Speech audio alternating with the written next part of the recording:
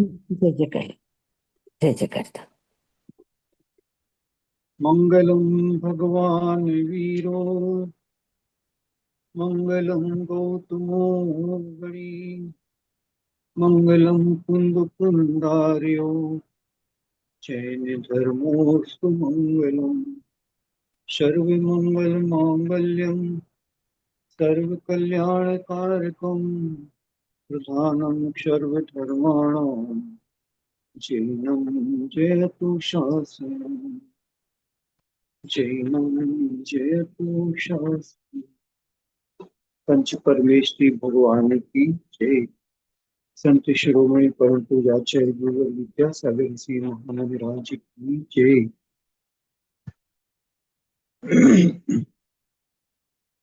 आज का संवाद पुनः तंबीर शिखर जी से रात्रि में लौटे हैं और आपके साथ में प्रभात बेला में यह पुनः संवाद का सौभाग्य है। पिछले दो एपिसोड अपन ने तंबीर शिखर जी की तलहटी से किए थे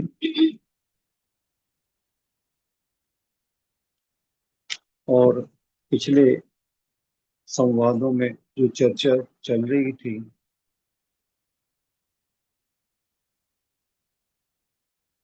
कि जागे नहीं कषाय नहीं वेदना सतावे तुमसे ही लो लगी हो दुर्ध्यान को भगाओ। इस पंक्ति के माध्यम से तीन बातों की चर्चा अपन को करनी थी। कषाय नहीं जागे, जिसकी चर्चा बहुत खुलकर की थी, फिर भी उस पर और प्रकाश डाला जा सकता है।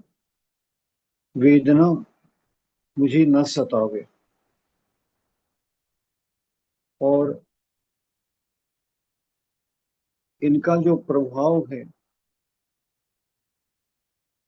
वह मैं अपने द्वारा मन से विचार किए हुए ध्यान में दुर्ध्यान ना करूं, दुर्ध्यान से बचूं।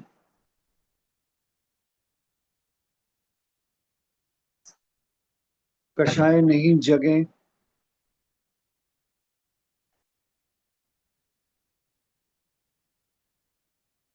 इसके संबंध में कहा था कि कषाय उदय में तो आएगी, पूर्व स्टॉक में रखी है और स्टॉक में क्रोध मान माया लोभ हास्य रति अरति शोक भय जुगुप्सा और स्त्री वेद पुरुष वेद नपुंसक वेद, ये 13 कषाय और मिथ्यात्व, ये 14 के 14 हमारे पास मौजूद हैं। पुराने किए हुए कर्मों का प्रतिफल हमारे स्टॉक में है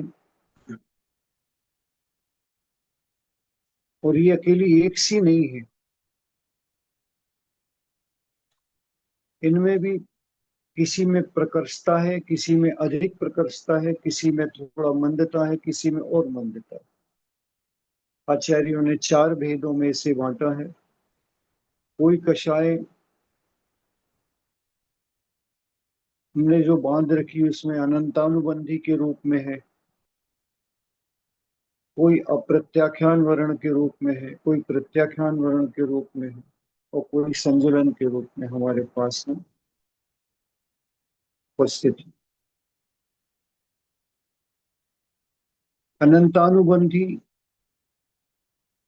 शब्द बोल रहा है अनंत अनुबंधम संसरणम, अनंत के साथ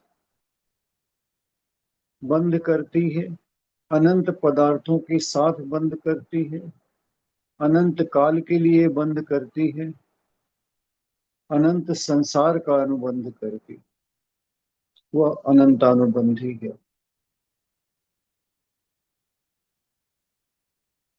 कब तक चलती है?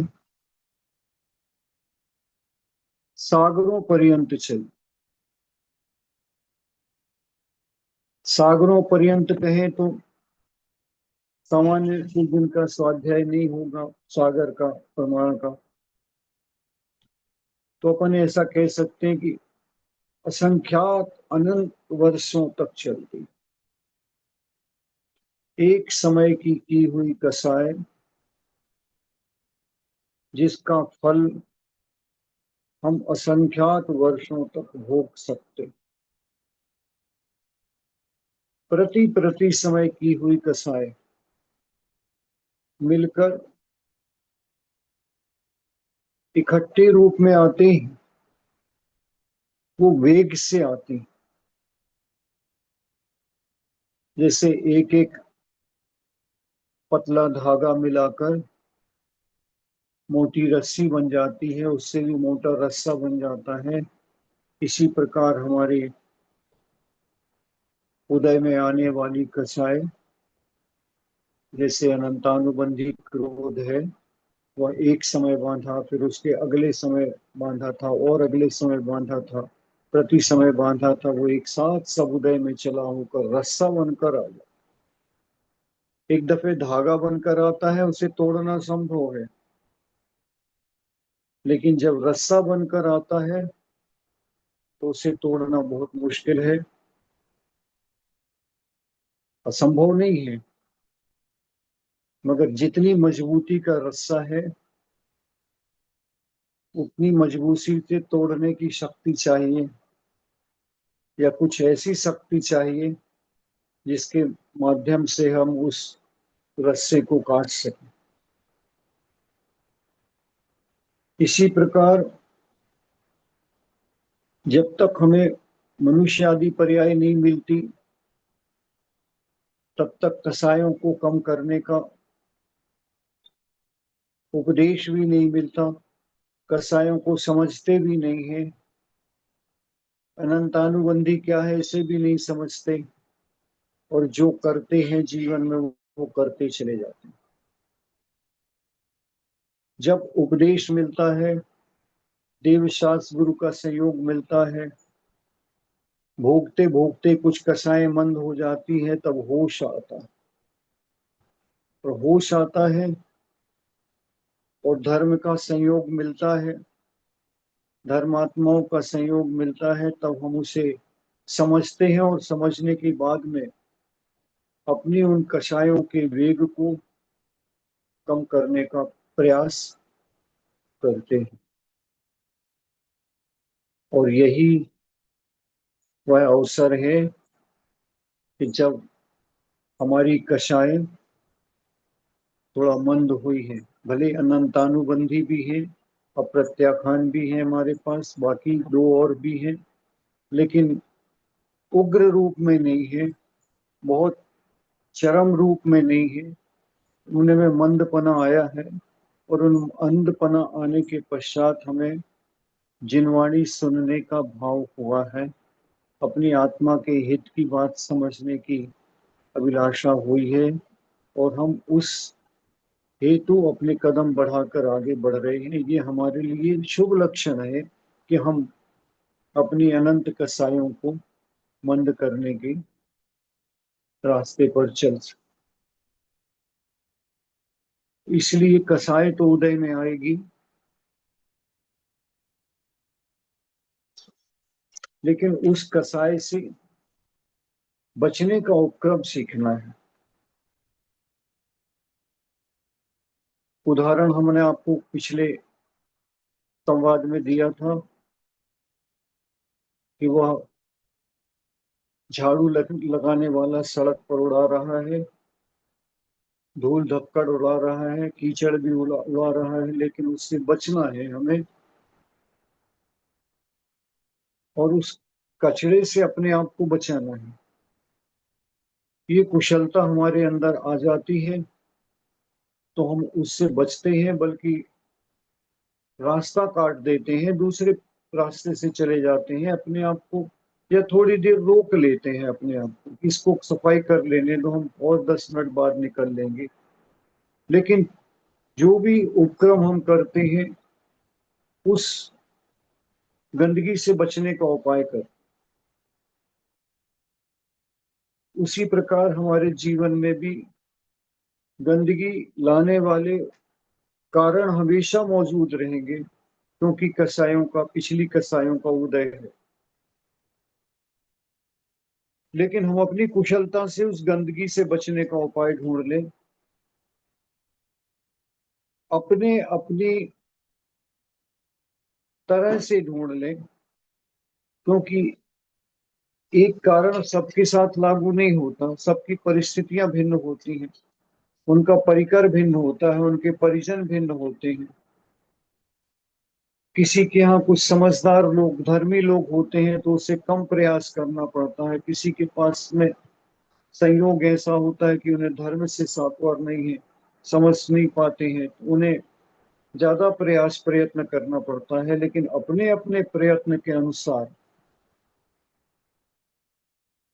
उस कसाई रूपी गंदगी से बचने का जितना भी उपक्रम हम कर सकें वो हमारी आत्मा के लिए हितकारी होने वाला है। और आगामी काल में जो उदय आएगा वो हमारे को मंद कसाई के रूप में उदय में आएगा, एकदम तीव्र वेग के रूप में उदय नहीं।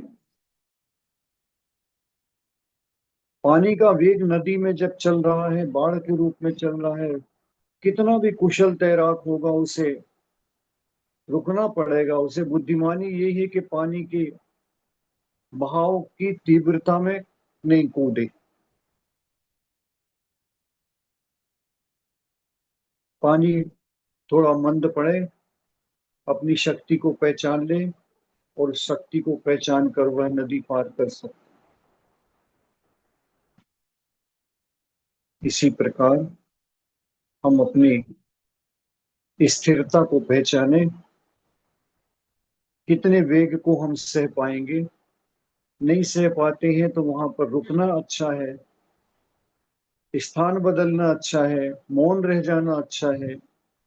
जिस प्रकार से भी हम बच सकें उन कषायों के वेग को हमें बचना है, बचाना है, दूसरे के लिए भी बचाना है, दूसरे के लिए भी हम वेग उपस्थित ना करें, दूसरे के लिए भी हम निमित्त ना बने, दूसरे की कसाय उग्र हो उसके लिए हम कारण न बने, और हमारे सामने आए हुए कारण से भी हम बचें। ये हमारी मानवता है, बुद्धिमानी है, कुशलता है। इसलिए अनंतानुबंधी 6 महीने से ऊपर लगातार कषाय जो चलती है वह अनंतानुबंधी का रूप धारण कर लेती है। 6 महीने तक में जो कसाई निपट जाती है हमारी, जिसका हम समाधान कर लेते हैं, वो अप्रत्याख्यान वर्ण कसाय में। जो कषाय हमारी 15 दिन तक चलती है वह प्रत्याख्यान के रूप में होती है, और जो अंतर मुहूर्त में नष्ट हो जाती है, अंतर मुहूर्त में उसका समाधान हम कर लेते हैं। क्रोध का वेग आया और हमने अंतर मुहूर्त में समाधान कर लिया, ठीक है, इसी प्रकार से ही, कोई बात नहीं, और इसको हम यही मैटर को समाप्त करें। उस कसाय को यदि हम 15 दिन तक, शोक भय जुगुप्सा ये भी कसाय है, इसलिए जब भी हमारे यहाँ किसी का वियोग होता घर में तो हम 12 दिन के अंदर 13वें दिन तक में विधान इत्यादि करके वह शोक को समाप्त करते हैं। बस एनफ, अब इससे ज्यादा नहीं, क्योंकि इससे ज्यादा 15 दिन से ज्यादा यदि बढ़ाएंगे हम, 15 दिन से ज्यादा शोकाकुल रहेंगे उनके संबंध में, बार बार याद करेंगे, बार बार रोएंगे उनको याद कर करके और परिणाम बिगाड़ेंगे, तो वह कषाय हमारी अप्रत्याख्याना वर्णी हो जाए और वो हमें और परिणाम देगी और वेग से कर्म बांधेगी और वे कर्म हमें बहुत वेग से आएंगे और परेशान कर। यदि उसी को भी हमने, उस शोक को, उस भय को, उस गिलानी को, जुगुप्सा को, हास्य को, रति को, अरति को, किसी से अरति हो रही है, पास में बैठ जाता है तो हमें अच्छा नहीं लगता। कोई पास बैठता है, कोई पास संवाद करता है तो अच्छा लगता है। ये सारे संवाद राग मूलक हो या द्वेष मूलक हो, ये हमें कषाय के रूप में हमारे आत्मा के साथ चिपकते हैं। 6 महीने से अधिक की कषाय यदि चल गई तो वह अनंतानुबंधी के रूप में परिवर्तित होती है। ऐसी उन कषायों के वेगों से बचने के लिए हमें सावधान रहना है और तुरंत के तुरंत उन्हें साफ करना है। अज्ञानता में बांधी हुई कषाय ज्ञान प्राप्त होने पर, होश प्राप्त होने पर उन्हें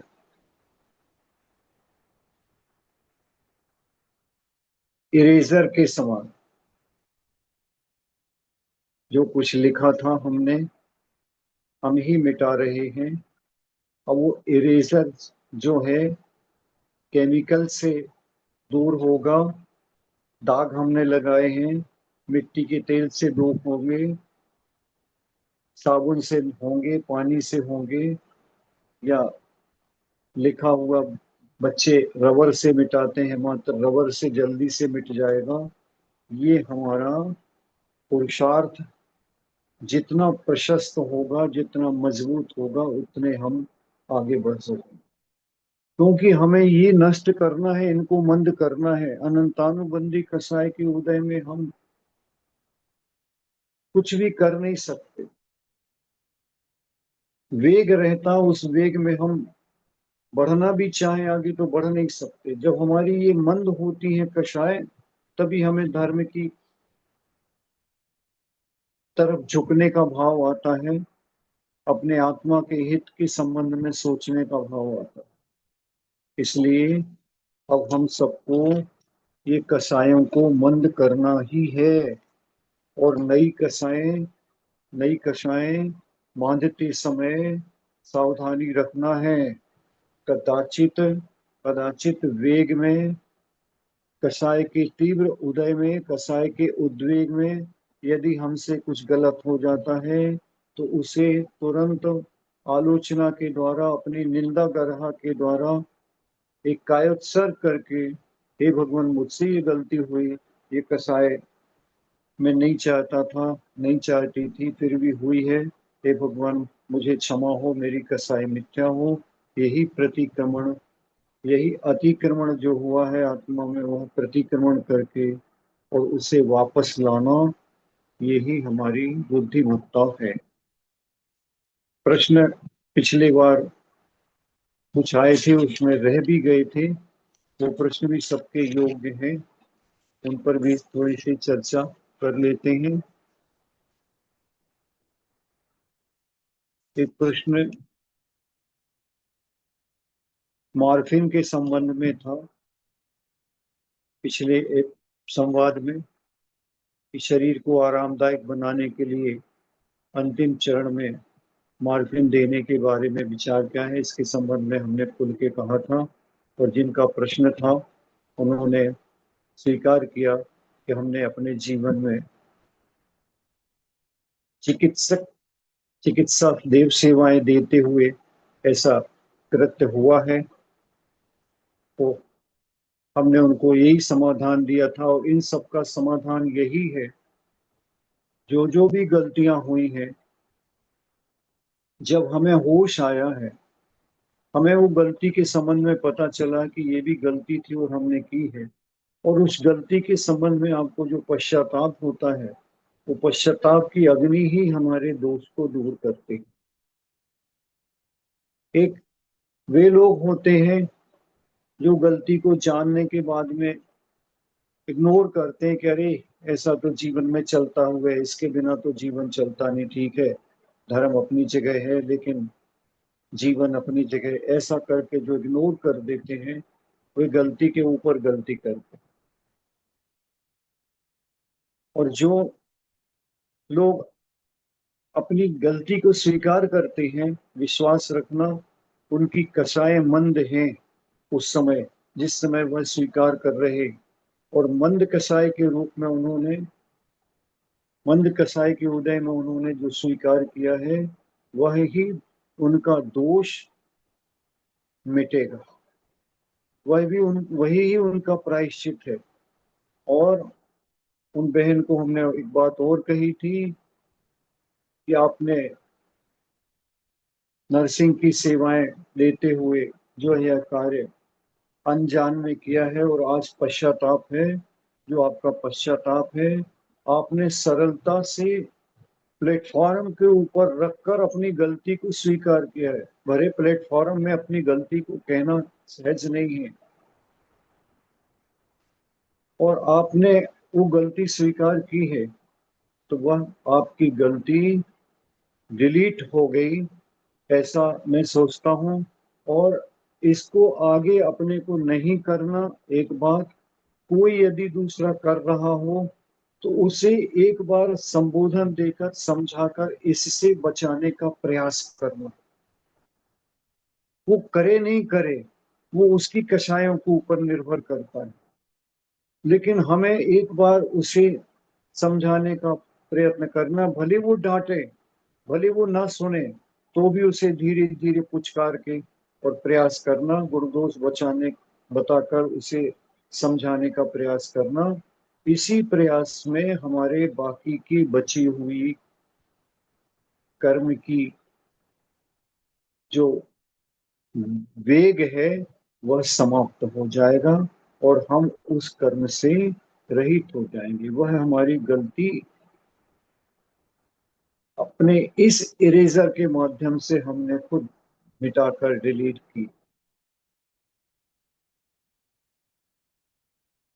इसलिए एक प्रश्न इनका और रह गया था कि दोष की सूची बनाते समय हमने अपने हिसाब से ठीक किया है, लेकिन अगला उससे नाराज है तो उसे दोष मानना चाहिए क्या? नहीं, हमारी दृष्टि में जो दोष थे वो हमने सूची अपनी बनाई है। अब कोई जीव यदि उसे दोष नहीं मानता तो वो उसकी कमजोरी हो सकती। फिर भी यदि कोई एडजस्टमेंट होकर, और ऐसा रास्ता भी निकल सकता है कि इसके बीच का रास्ता भी है, और उस रास्ते को स्वीकार कर लें तो एक के साथ में हम उस रास्ते पर चलने वाले दो हो जाएंगे। वह भी समन्वित हो जाएंगे और हम भी समन्वित हो जाएंगे। थोड़ा सा हमें एडजस्टमेंट करना पड़ा, थोड़ा सा उनको एडजस्टमेंट करना पड़ा। धर्म में एडजस्टमेंट नहीं करना, दोषों को लगाने में एडजस्टमेंट नहीं करना, वो एडजस्टमेंट तो अलग वस्तु है। लेकिन उस एडजस्टमेंट के अनुसार जीवन की गाड़ी चलाने में यदि घर परिवार में हमें थोड़ा सा करना पड़ता है तो उसे करने में ये सोच लेना कि हम तो धर्म से विमुख नहीं हो रहे, लेकिन थोड़ी एडजस्टमेंट में सामने वाला भी यदि विमुख नहीं हो रहा है और वो भी साथ चलने को तैयार है तो ऐसे साथी को साथ में ले लेना। क्योंकि आज थोड़ा एडजस्टमेंट हुआ है, विश्वास रखो आगे आने वाले समय में जब कषाय और मंद होगी तो पूरा एडजस्टमेंट अपने आप होगा। जो आप कह रहे हो, जो धर्म के मार्ग पर चल रहे हो, सच्चे मार्ग पर चल रहे हो, उस पर चलते हुए उन्हें भी एहसास होगा और वे भी उस बात को स्वीकार करने को तत्पर होंगे। लेकिन कभी भी जिद से नहीं किया जा सकता, ये भी इस बात को ध्यान रखना। हर कोई बात में यदि सामने वाला एडजस्टमेंट नहीं कर रहा है तो भी हम अपने बच्चों के साथ, परिजनों के साथ थोड़ी सा एडजस्टमेंट करके और अपने साथ, उनके साथ, अपने साथ एक दूसरे से मिलकर आगे बढ़ेंगे तो आज 4 कदम बढ़े हैं, कल 40 कदम बढ़ने में सहयोग प्राप्त होगा, ऐसा मानकर। क्योंकि अगर ऐसा नहीं करेंगे तो एक नई समस्या खड़ी होगी, नया रोज नाराजगी झेलनी पड़ेगी और उस नाराजगी के कारण हमें भी वेदना होगी और हम भी उन परिणामों से अपने आप को विकृत करेंगे, ऐसा सोचकर अपनी कुशलता से उसे समाधान ढूंढना चाहिए। एक प्रश्न आपके यहाँ डॉक्टर साहब का, हाँ, 75 वर्ष की उम्र है, 30-40 वर्ष की उम्र में कुछ ऐसी गलती करी है कि मन आज भी कचोटता है। जैसे उन्होंने थोड़ा सा लिखा कि हमने अपने 30-40 वर्ष की उम्र में अनगिनत मच्छर मारे और अनगिनत काकरोचों को मारा। एमबीबीएस की पढ़ाई में मेंढकों को प्रयोगात्मक करते हुए उन्हें की भी प्राण गए, लेकिन उस समय ग्लानि नहीं हुई। अब ग्लानि और पीड़ा हो रही है। आपने जिस समय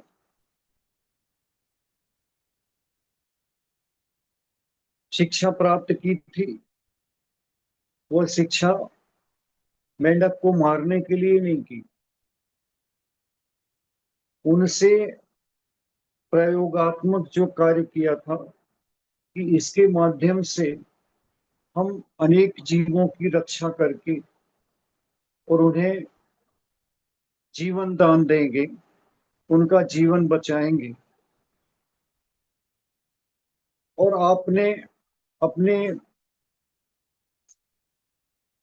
डॉक्टर बनने के पश्चात अपनी प्रैक्टिस में अनेक लोगों की सहायताएं की हैं।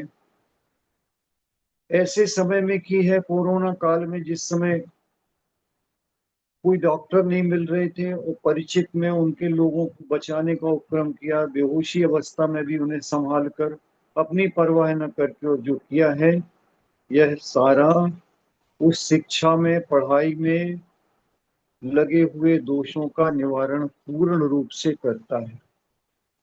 आचार्य गुरुदेव हमेशा कहते थे कि तुमने मेंढक मारने के लिए एमबीबीएस किया है कि मेंढकों के द्वारा प्रयोगात्मक करके अनेक जीवों को रक्षा, प्राण रक्षा करने के लिए यह उपकरण किया है। वहां पर उद्देश्य हमारा मारने का नहीं था। उद्देश्य हमारा ये था कि इस के माध्यम से, इसके शरीर के अंगों के माध्यम से उस पर प्रयोग करने के माध्यम पर औषधि का या अन्य वस्तुओं का क्या दुष्प्रभाव पड़ता है, ऐसा दुष्प्रभाव मनुष्यों के जीवन में ना पड़े और उस दुष्प्रभाव को हम किस प्रकार बचा सकते हैं, इसके लिए जो आपने शिक्षा प्राप्त की थी। यदि शिक्षा प्राप्त करने के बाद में अपन किसी का प्राण बचाते नहीं, मेंढक के समान उसमें भी प्रयोग करते उस व्यक्ति के जीवन पर भी, तो वह एक हमारा दोष था और रहता। लेकिन हमने ऐसा नहीं किया। हमने प्रयोगात्मक तरीके से की करके और लोगों के प्राण बचाने के लिए ही वह सीखा था। इसलिए उस समय सीखे गए कार्यों में जो भी दोष लगे हैं, वे इस मेडिकल में आने के बाद में दूसरों के उपचार के समय जो अपने बहुत संकोच भाव से नहीं, बल्कि कर्तव्य भाव से, उपकार भाव से जो किया है, उसमें वह सब दोष मिट जाते हैं। आप इनका विकल्प छोड़ दें। हाँ, जो कॉकरोच और मच्छर इत्यादि के संबंध में जो किया है, उसके संबंध में बार बार अपनी निंदा करें, गर्ह करें कि ये मेरे द्वारा हुआ है। और ऐसा करने वाला भी यदि आपके सामने कभी रहता है, दृष्टि में आता है, ज्ञान में आता है, तो उन्हें एक बार कह सकते हैं कि बंधु, इसमें भी जीव है और ये जीव हमें बचाना चाहिए, ये भी जीने का हक रखते हैं। इसलिए हमारा सिद्धांत है स्वयं भी जियो, अन्य प्राणियों जीवों को जीने दो। ये हमारा बेसिक सिद्धांत है, अहिंसा का बड़ा मजबूत सिद्धांत है कि हम अकेले नहीं जीते, दूसरे को भी जीने का हक देते हैं।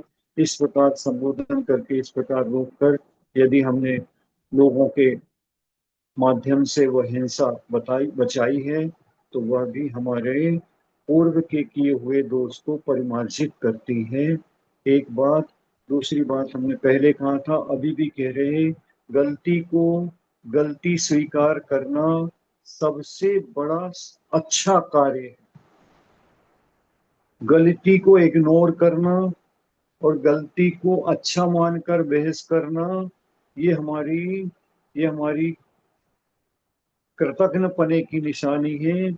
और यदि हम यदि हम गलती स्वीकार करते हैं, तो उनके हमारे प्रति कृतज्ञता का भाव है, हमें उनके प्रति पश्चाताप का भाव है, हमें उनके प्रति जीवन दान देने का भाव है, तो हमारा वह कार्य भी निश्चित रूप से पुराना किया हुआ कार्य मिटता है। यही प्रतिक्रमण है, यही आलोचना है, यही प्रायश्चित। इसलिए अब उसमें भी सब लोग जो गलती होती है उसमें ग्लानि करें, अपनी निंदा करें, गर्ह करें पूर्व का। इसलिए तो हमने ये विषय को उठाया था कि पूर्व के याद करके उससे यहीं के यहीं समाप्त करना है। पूर्व में जो गलतियां हुई हैं, उन गलतियों को, जीवन भर की गलतियों को दोष बनाकर, लिस्ट बनाकर, और जो हम समाप्त कर रहे हैं याद करके कि हम उस पर बार बार गलते हैं, गलती होती है, सॉरी करते हैं।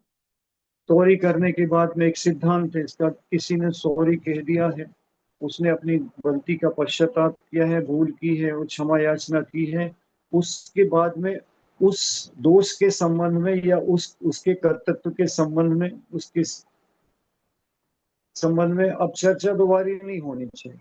किसी ने कोई गलती की है और गलती करने के बाद आपसे हाथ जोड़कर क्षमा याचना करी है, फिर उस गलती की चर्चा नहीं की जानी चाहिए।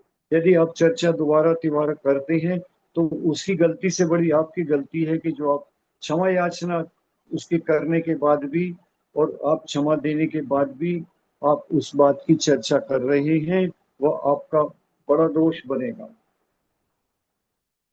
उसका दोष बनेगा जिसके लिए गलती हुई है।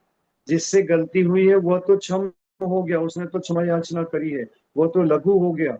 लेकिन अभी भी वह बार बार याद दिलाता है उसकी गलती को, तो जिसके प्रति गलती हुई थी वह दोषी है। अब दोष करने वाला दोषी नहीं है, उल्टा अब जिसके प्रति दोष हुआ तो वह दोषी है। इसलिए अपन को दोनों तरफ से बचाना है। किसी के द्वारा हमारे प्रति कोई बुरा भाव हो गया है और उसने क्षमा याचना कर ली है, तो हम भी उसे क्षमा प्रदान करें और उसे सहजता में कह दें, भैया नहीं, अब कुछ जो कुछ हुआ है आपकी गलती से हुआ है, आपने जानबूझ कर नहीं किया। और जानबूझ की कर लिया है तो भी भैया आपने अनजाने में किया है, जानबूझ कर तो किया है, लेकिन आप उस समय समझते नहीं थे, क्रोधावेश में थे, इसलिए कोई बात नहीं। और ऐसा करके उस चैप्टर को वहीं पर क्लोज कर देना चाहिए।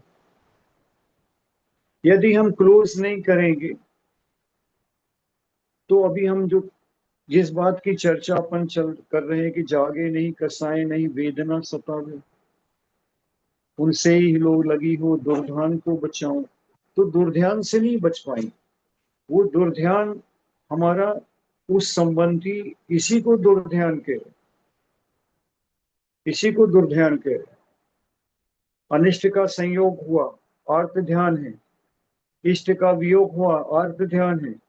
पीड़ा चिंतवन हो रही है, बार बार एक बार शरीर में जो पीड़ा हुई है वो चिंतवन कर रहे हैं बार बार, आर्त ध्यान है। कुछ पाने की चाहना में कुछ किया जा रहा है। धर्म में भी कुछ लौकिक वस्तुओं के प्राप्त करने की चाहना में किया जा रहा है।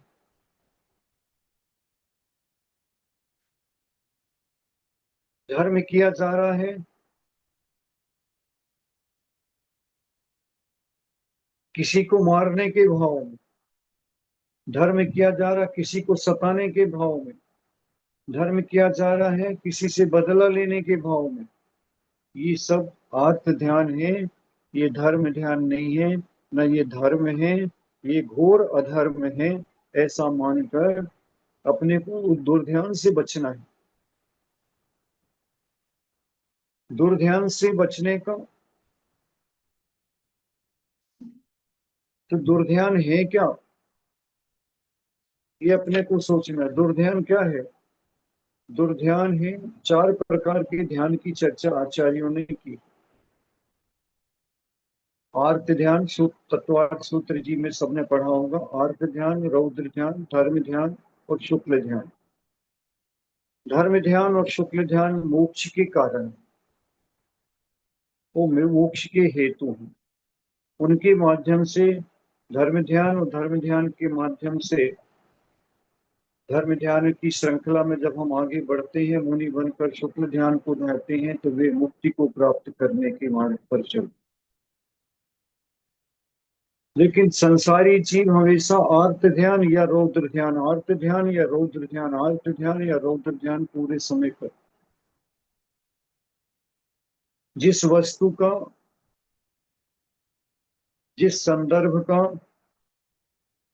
जिस अवसर का, जिस घटना का हम बार बार ध्यान करते हैं, बार बार चिंतन करते हैं, बार बार सोचते हैं और बार बार उसे चिंतन में लाते हैं, वही ध्यान है। और जिस वस्तु के चिंतन में हम अंतर मुहूर्त से ज्यादा लगातार हमारा चिंतन होता रहता है, वही ध्यान के रूप में परिवर्तित हो जाए। शरीर में पीड़ा हुई है, उस पीड़ा को बार बार याद करना। किसी ने कुछ अपवचन कहे हैं, किसी ने कुछ डांटा डूटा था, उसकी बात को याद करके बार बार बार बार बार बार सोचना और पीड़ित होना, ये सब पीड़ा चिंतवन है। उन शब्दों को जो सामने वाले ने हिंसात्मक कहे थे, इसलिए हिंसा से बचने के लिए यही उपाय है। अकेले जीव को मारना हिंसा नहीं है। जीव के बारे में हिंसक वृत्ति से, उसे सताने के भाव से, उसे परेशान करने के भाव से भी जो हमारा चिंतन होता है, वो पूरी की पूरी हिंसा ही है। हम किसी को मार भले नहीं रहे, लेकिन ऐसा उपकरण तैयार कर रहे जो सिर्फ जीव के प्राण लेने में काम आ रहा है, जीव के अंग भंग करने में काम आ रहा है। उसके द्वारा जीव सताया जाएगा,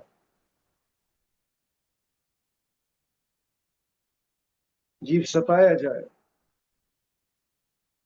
तो वह जीव को सताने का जो भाव है, उसका विचार है, उसका चिंतन है, और उसे क्रियात्मक रूप में भी जो हम देते हैं, ये सारा का सारा हिंसा ही है।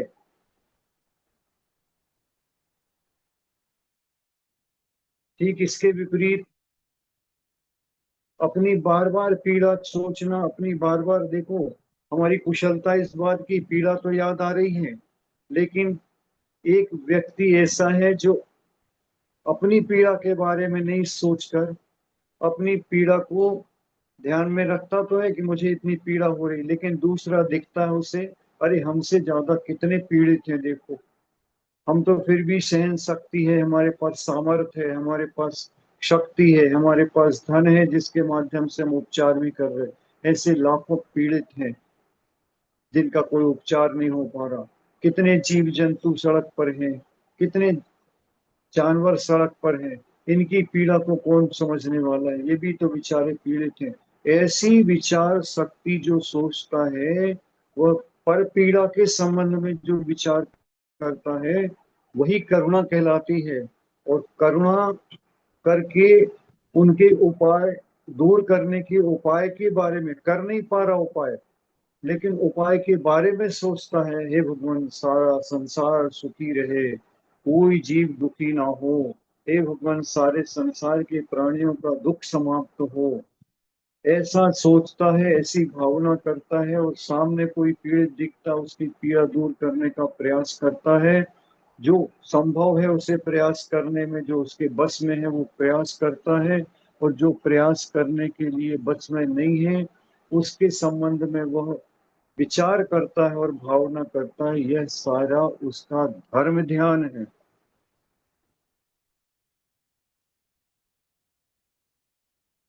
हमारी अपनी सोच को सकारात्मक बने, हमारा चिंतन, हमारा सोच ही हमें आर्त ध्यान करा सकता है। हमारा वही वस्तु, वही घटना, वही विचार हमें आर्त ध्यान करा सकता है, और वही विचारों की श्रृंखला में जो परिवर्तन हुआ है, करुणा के साथ में हम विचार कर रहे हैं और दूसरे के बारे में विचार कर रहे हैं, वही धर्म ध्यान हो सकता है। घटना एक, अलग अलग सोच। आचार्यों ने जैसे एक उदाहरण दिया है, जिन वाणी के अंदर आपने सुना भी होगा, उसे पुनः स्मरण दिलाते हैं कि एक वेश्या का मरण हो गया, बीच चौराहे पर पड़ी है। वहां पर एक श्वान निकलता है तो खड़ा हो गया, सोचता है कि कितनी भीड़ लगी है, ये लोग सब भग जाएं तो मुझे 4-6 दिन के भोजन की व्यवस्था हो जाएगी। एक चोर खड़ा है, वो सोच रहा है कि सब भग जाते तो इसके शरीर के जेवर को मैं चुरा लेता और वहां। एक व्यक्ति जवान खड़ा है, कामुक दृष्टि से देख रहा है कि आज ये देखो कितना सुंदर शरीर पाया था, यदि ये जीवित होती तो मैं इसके साथ में भोग कर। एक संत भी खड़े हैं, वो भी देखते हैं और वो कहते हैं, देखो इतनी अच्छी नर्तन पर्याय पाई थी, इतना अच्छा रूप पाया था, इतना सब कुछ पाया था, यदि ये धर्म ध्यान पूर्वक अपने जीवन को सार्थक करती तो अपने मनुष्य पर्याय को सार्थक कर सकती थी। नाहक रूप से इसने अपनी इस पर्याय को नष्ट कर लिया है। ऐसा चार व्यक्ति अलग अलग सोच रहे हैं, और चारों के द्वारा अपने अपने परिणामों से, अपने ध्यान के द्वारा कर्म बंद कर रहे हैं।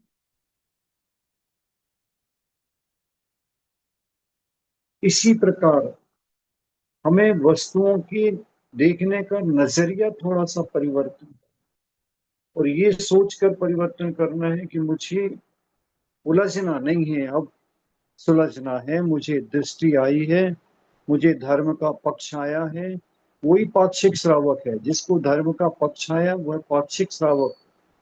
मुझे अब धर्म का पक्ष आया है, मुझे अब अपने मनुष्य जन्म में अपना विकास करना है, मुझे धर्म मार्ग पर चलकर अपने जीवन को पतन से बचाना है। तो आपका वैचारिक परिवर्तन निश्चित रूप से होना ही चाहिए। कुशलता से निभाओ। पहले भी जिक्र किया था, यदि आप किसी से बात नहीं करना चाहते तो आप कैसे इग्नोर कर सकते हैं उसे, आपको इसकी रीति मालूम है। आप कैसा कह देते हो मोबाइल में कि भैया आपकी आवाज सुनाई नहीं पड़ रही, टावर नहीं आ रहा, आपकी आवाज साफ नहीं आ रही, फिर थोड़ी देर बात कर लेंगे। यदि उसे इग्नोर करना है और यदि उसमें रस लेना है तो आप उसी समय पूरे टाइम उसके साथ होते हैं। अब ऐसे कार्य में बुद्धि से निकाले, ऐसे कार्य में जिनके द्वारा कुछ भी अच्छा नहीं होने वाला, कुछ भी भला नहीं है सिवाय एक दूसरे की बुराई होनी है, एक दूसरे का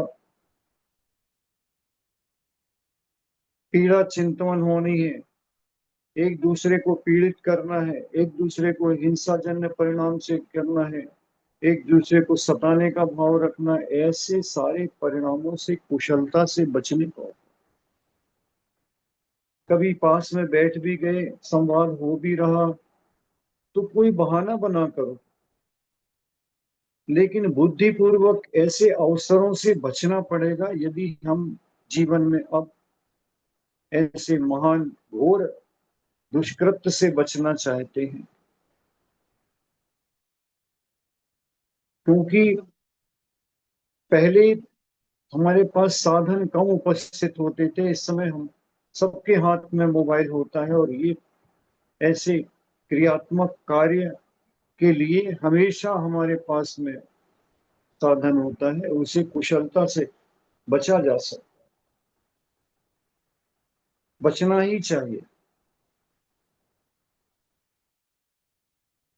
जिस प्रकार हो, हम आर्त ध्यान से बचने का उपाय करें। जिस प्रकार भी हो, कोई इष्ट का वियोग हुआ है, अभी कहा जैसे 15 दिन से ऊपर कसाई ना चले, तो हम उसके लिए सामाजिक व्यवस्था बनाई, आचार्यों ने भी बनाई कि 12 दिन तक शोक कर लो। 12 दिन के बाद आपने विधान कर लिया, अब बस खत्म, धर्म कार्य करने के बाद अब शोक समाप्त होना ही चाहिए, इससे ऊपर चलेगा तो आपकी वह कसाय बड़ी कसाय मानी जाएगी, अप्रत्याख्यान रूप में हो जाएगी, और 6 महीने से ऊपर शोक में बिलखते रहेंगे, बार बार याद करते रहेंगे, तो वह अनंतानुबंधी का रूप। इसी प्रकार कोई रोग हुआ है अपने को, कोई बीमारी हुई है अपने को, कोई और कारण उपस्थित हुए हैं, कोई प्रकार का भय है, इन सबको छोड़ना है, इनसे अपने को मुक्ति पानी है। इनकी संबंध में पड़े रहेंगे तो विकास संभव नहीं है। बेड़ी मत डालें पैर में, इन बेड़ियों को काट कर आगे बढ़ना है, तब हमारा विकास होगा। ये छोटी छोटी सी घटनाएं हम अपने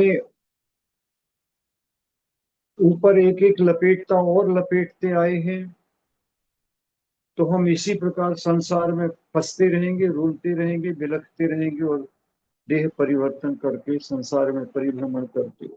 इन सबसे ऊपर उठना है। एक वियोग, एक इष्ट का वियोग नहीं हुआ है, अनंत पर्याय हमने प्राप्त की है, और अनंत पर्यायों में हर पर्याय में इष्ट का वियोग देखा है। एक उदाहरण देख रहे हैं, आप लोग सब मात्र शक्ति हैं। आपने कभी ये विचार किया है कि पिछली पर्याय में हम जहां से आए हैं कहाँ रहे होंगे?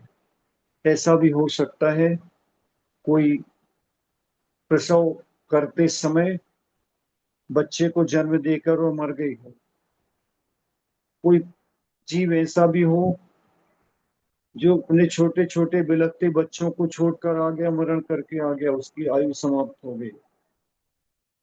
कभी यहाँ आने के बाद में आपने कभी विचार किया क्या कि हम इसको छोड़कर न आए हों? कभी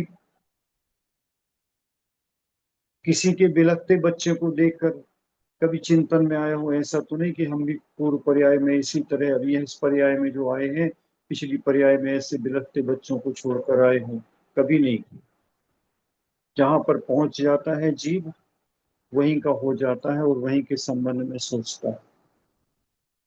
इसका मतलब है कि पूर्व पर्यायों में जो कुछ करके आए थे हम, यहाँ पर होश नहीं है और उसे याद भी नहीं किया।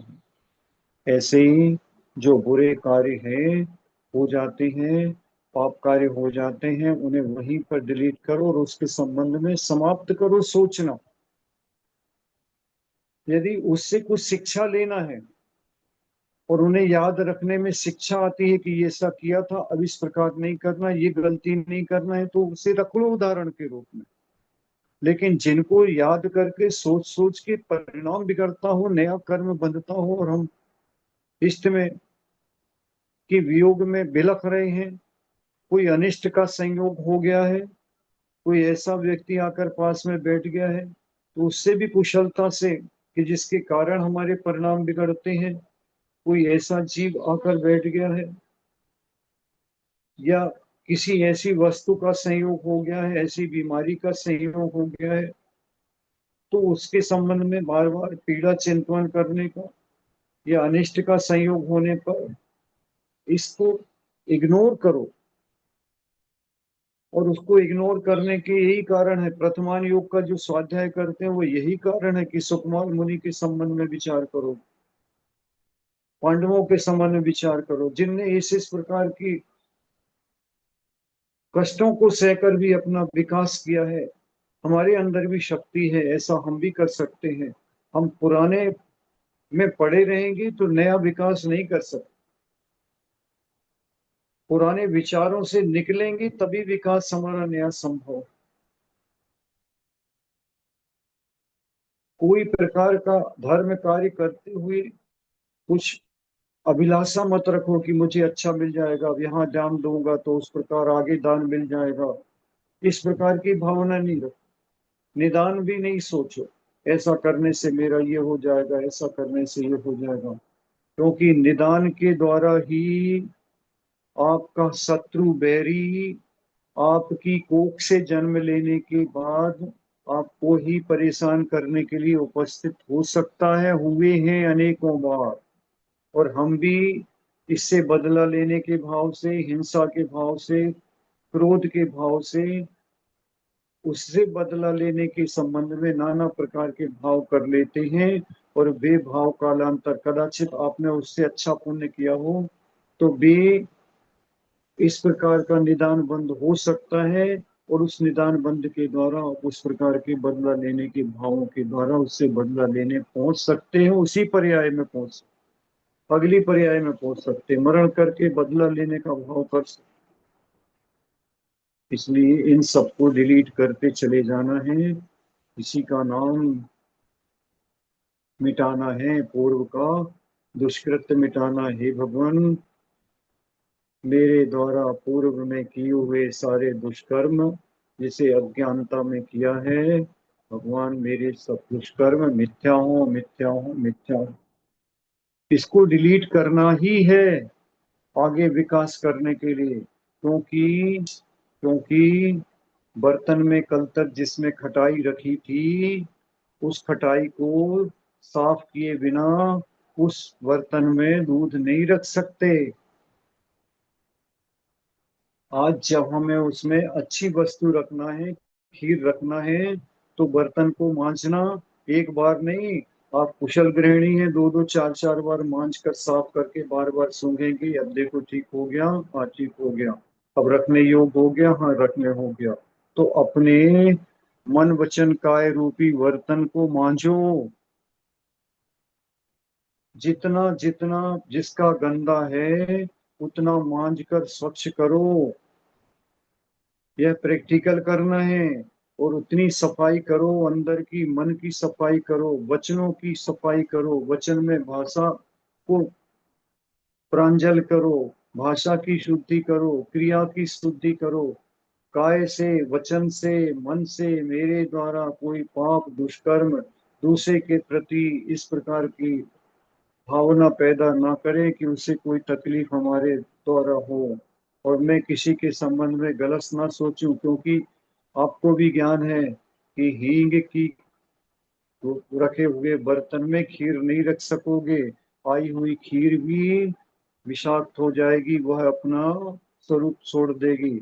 ऐसे ही अपने अंदर का भाव, मन वचन काय का मचा हुआ धुला हुआ साफ सुथरा नहीं होगा, तो हम अच्छे वचनों को भी आके उन्हें रख नहीं पाएंगे सुरक्षित, अच्छा धर्म ध्यान करके भी सुरक्षित नहीं कर रख पाएंगे, बल्कि अच्छा हुआ सुना हुआ, अच्छा सोचा हुआ, अच्छा किया हुआ भी पुराने गंदगी के कारण गंदा हो जाए।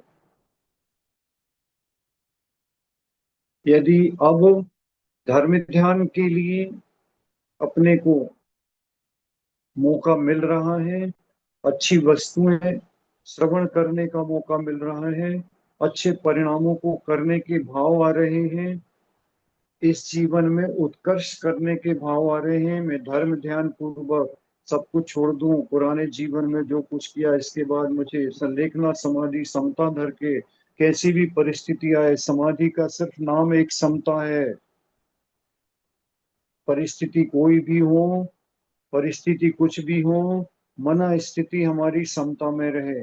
परिस्थिति प्रकृति के अनुसार चलेगी, प्रकृति को हम बदल नहीं सकते। प्रकृति अनुकूल है या प्रतिकूल है, परिस्थिति अनुकूल है या प्रतिकूल है, इसको हम बदलने में सक्षम नहीं है, लेकिन मन स्थिति को बदलने में हम अपने अनुरूप करने में सक्षम है। इसलिए सभी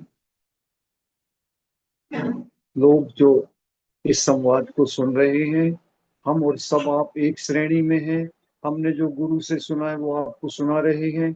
आगे आप भी किसी दूसरे को सुनाकर उसका धर्म ध्यान पूर्वक जीवन बिताने का उपदेश कर सकते हैं। लेकिन इससे सीखना सिर्फ इतना है, बहुत नहीं, लेकिन अपने आप को, अपने वर्तन को, अपनी पात्रता को मजबूत करना है और मांजना है, स्वच्छ करना। पात्र कहलाता है बर्तन, और बर्तन में जितनी योग्यता होती है उसको पात्रता कहते हैं। अपन स्वयं भी एक बर्तन के समान हैं। उस पात्रता को, अपनी पात्रता को बढ़ाना है, पात्रता को स्वच्छ करना है। पूर्व में जो कुछ किया गया है उसे भूलना है। नया जो कुछ आ रहा उसका स्वागत करना है। मन को प्रफुल्लित करना है। वेग से बचना है। पूर्व के किए हुए पर पश्चाताप हो जाने के पश्चात उसे साफ करना है, और साफ करने के बाद में नवीन ऊर्जा से, नवीन शक्ति से, नवीन विचारों से नवयुग में प्रवेश करके अपने आप को धर्म ध्यान पूर्वक रखना है। ऐसा मन सभी का प्रफुल्लित हो, सभी धर्म ध्यान पूर्वक आगे बढ़े। आर्त ध्यान, रौद्र ध्यान की चर्चा अगली बार करेंगे। रौद्र ध्यान से हमें सबसे ज्यादा तकलीफ हम किस प्रकार पाते हैं, तो हम उससे बचकर, आर्त ध्यान से बचकर और धर्म ध्यान पूर्वक अपने मन को प्रफुल्लित करें, अपने तन को प्रफुल्लित करें, अपने भावों को करें, अपने शरीर को करें और अपने कर्तव्यों को करें। अपनी आत्मा को, अपनी आत्मा को दुर्दशा में डालने वाले ही हम हैं, और अपनी आत्मा को दुर्दशा से निकालकर सुदशा में ले जाने वाले ही हम हैं। ऐसी हम अपनी आत्मा को दुर्दशा से बचाकर उसका उद्धार करें, उसे भी सिद्धों की श्रेणी में पहुंचाने का उपक्रम करें। ऐसी पवित्र भावना से आप सबको यहीं पर विराम। आप सबको जय जिनेन्द्र, जय जिनेन्द्र, जय जिनेन्द्र। वंदना भैया जी। वंदना भैया हाँ वंदना भैया जी। हाँ जय जिनेन्द्र वंदना भैया जी। वंदना भैया भैया जी, जी एक प्रश्न वंदना पूछे भैया छोटा जी, सा। वंदना भैया जी। हाँ जय भैया जी। जिनेन्द्र, वंदना भैया जी, कौन पूछना चाह रहा वंदना भैया जी। वंदना भैया जी, प्रश्न जय पूछूं? जिनेन्द्र सभी को। हाँ, आज ये क्या भैया जी, पूछना मैं चाह रही? आपने के अनंतानुबंधी जो आपने कसाई का बताया 6 महीने का, तो मेरा प्रश्न ये जी। था कि जैसे 6 महीने तक ये सलंग वही कसाई होनी चाहिए कि अलग अलग कसाई, मतलब या बीच में 2 दिन रुक गई फिर उठी फिर 6 महीने के बाद भी वो फिर से 1 आध महीने के बाद फिर जागी वही कसाई, तो इसका इसका अनंतानुबंधी में प्रश्न जाएगी क्या? नहीं, इसका प्रश्न का उत्तर हम अगले एपिसोड में देंगे। बहुत अच्छा। एक वासना काल अच्छा कहा जाता है, वासना काल। अच्छा अच्छा उसकी उसकी वासना हमारी कब तक चली? जैसे उदाहरण दे रहे हैं हम, हाँ एक जी। वस्तु का सेवन किया था हमने। तो फिर कब किया था? कहीं गए थे भोजन करने के लिए। आज हम्म किसी के यहाँ भोजन करने आए और उसने हम्म भोजन हम्म बनाया। अब हमने घर हम्म में आकर चर्चा करी, आज बहुत अच्छा बनाया उसने, हम्म लेकिन हम्म वो पिछले साल जो वहां खाया था वो बहुत अच्छा था इससे भी। हम्म हम्म हम्म इसका मतलब क्या हो गया? पिछले साल का खाए हुई की वासना अभी तक चल रही है। हम्म वह वस्तु पेट में जाकर पचकर मिट्टी हो गई, हम्म लेकिन हमारी वासना काल चल रही है। हम्म तो ऐसी वासना काल को हम चला लेते हैं, उसे सुरक्षित रख देते हैं। आम के सीजन में कच्चे आम को खाकर तृप्त हो जाते हैं उसका आचार, और तृप्तता नहीं होती है तो साल भर के लिए उसे सुरक्षित रख लेते हैं।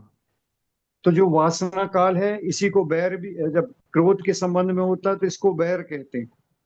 बैर के रूप में परिवर्तित कर लिया हमने, सुरक्षित कर लिया, तो ये हमारा अनंतानुबंधी जन्य है। नहीं, उसमें जैसे है कि जैसे वो इसलिए मन में विचार आया क्रोध, और उस टाइम माफी मांग ली अपने मन में, तो फिर वो कैसा सिचुएशन बनती है उसमें? नहीं, वो तो समाप्त हुआ, लेकिन उसको याद नहीं करना है। याद तो आता रहता मन में, कभी भी वो इंसान को देख के फिर विचार आते हैं, याद फिर इस संबंध टाइम पे माफी मांग याद लेते इस हैं। संबंध में आए कि याद इस संबंध में आए कि मैंने गलती तो की थी, गलती को समाप्त भी कर लिया, और अब मैं उसको नेक्स्ट, बार बार याद नहीं रखना है, पुरुषार्थ से नहीं अगले रखना है। सेशन में अगले अच्छे से हाँ, बताइए। मैं आपको एक उदाहरण अच्छे से दूंगा बता उस टाइम देंगे। पे, फिर उसको आप ध्यान सोच के बताना मुझे अच्छी तरह। नहीं, हम इसलिए कह रहे हैं वासना काल है, उस वासना काल के विषय को हम आपको आगे के एपिसोड में खुलासा ठीक है, करेंगे। ठीक जय, बहुत ठीक है, बढ़िया, जय वंदना दी बहुत भैया। अच्छा सेशन भैया ठीक। जी, धन्यवाद। वंदना भैया। धन्यवाद। ठीक। वंदना कक्का जी। वंदना हाँ। भैया जी। वंदना हाँ। भैया जी। जय ठीक है। जिनेन्द्र। हाँ।